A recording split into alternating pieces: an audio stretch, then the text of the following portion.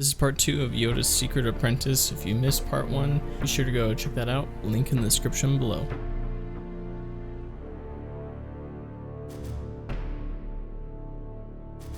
Master Sonali laid on the floor, still in shock from the images she had witnessed in the shared Force vision, her mind transfixed on the horrors it presented. Her eyes were wide open, but the images of slaughtered Jedi practically severed her optical nerve. If it wasn't for the vibrancy of Master Brogue's lightsaber, her perception of reality would have been all but lost.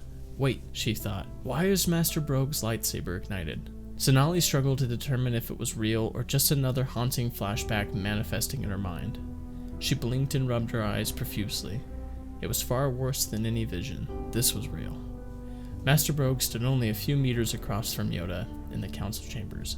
He had taken his fighting stance, a key signal of his lightsaber form, Juyo. The room had gone dark. Sonali tried to make out the cause of the strange power outage. Reaching out with the Force, she could see the control board on the far end of the room had been fried, likely from one or many of the Masters reacting to the vision and carelessly sending out a wave of Force energy. She could also see the multiple cracks in the chamber windows overlooking the busy Coruscant sky. In fact, the room reflected her innermost feelings almost to a T. The once elegant and simple Jedi High Council chambers differed little from the city's darkest cantinas, tattered and cluttered with debris. When the Marillion Master stopped scanning the room with the Force, her eyes could see only one thing: the light of Master Brogue's violet blade. His saber turned Yoda's green skin almost brown from its intense emission. Sonali was in disbelief of what she saw yet again, as if awakening from one nightmare to another. In a failed attempt, the young master intended to spring to her feet in hopes of preventing the seemingly inevitable conflict unfolding before her eyes. She quickly learned her mind wasn't the only part of her the vision had taken its toll on. As the mental terror began to wear off and the distinction between vision and reality slowly settled back in, her body couldn't follow suit. Her legs simply remained unplaced. They might as well have been another piece of debris scattered amongst the room. Sonali knew she wasn't truly injured, but the effects of the Force on one's mind could easily simulate the worst of injuries. All she could do was lay and watch. Brogue's voice cried out with a broken determination. "You're mad!" Sonali sensed nothing besides fear and anger coming from the human master. In almost all ways, Master Brogue couldn't have been more different from Yoda. He was tall, about 2 meters, with broad shoulders and long muscular arms. His legs alone towered Yoda. His saber hilt was larger than the standard size. It was closer to the size of a double-bladed saber hilt to account for his large hands. His physical frame wasn't their only difference. Brogue was always quick to action, relying on the Force and his experience to make quick, accurate decisions, claiming, "There are already enough Jedi monks sitting around meditating, spending time trying to conjure a solution when often the solution is right in front of us." To many of the Council's dismay, his quick judgments were often correct, a skill that proved especially useful in severe combat decisions. The human master was not popular within the Council or the Order. He barely received an invitation to sit amongst the other Council members because many viewed him as reckless.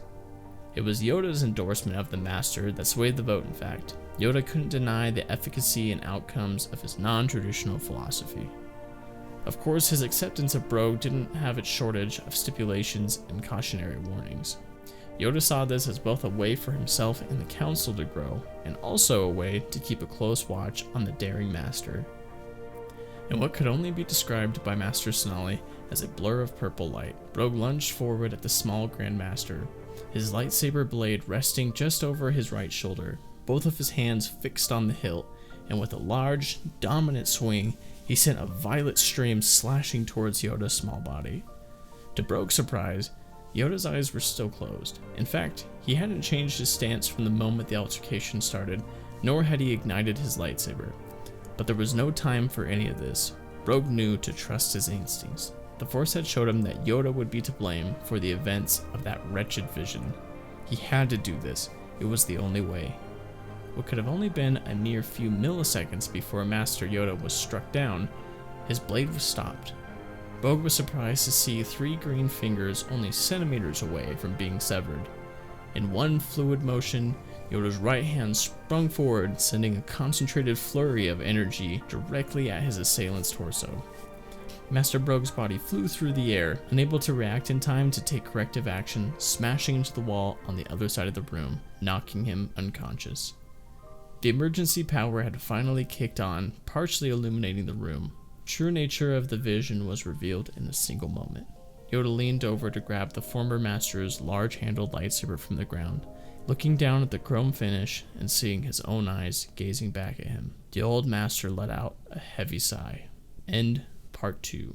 I'm loving where the story is going so far. I hope you are too. If you've enjoyed anything in particular, please let me know. And if there's something you'd like to see happen, definitely let me know. We still really haven't gotten to the real essence of this story, and I have some fun ideas I'm playing around with. One thing I enjoy is that I'm really writing as I go. I have some loose, somewhat connected ideas, and I kind of bring them together as I'm writing this. Again, this is my first time doing a fan fiction like this. This is my first time really significantly writing something, and I know it's a small project, but it feels pretty significant to me. So if you like, please let me know by giving it a like, and I'll see you in the next video.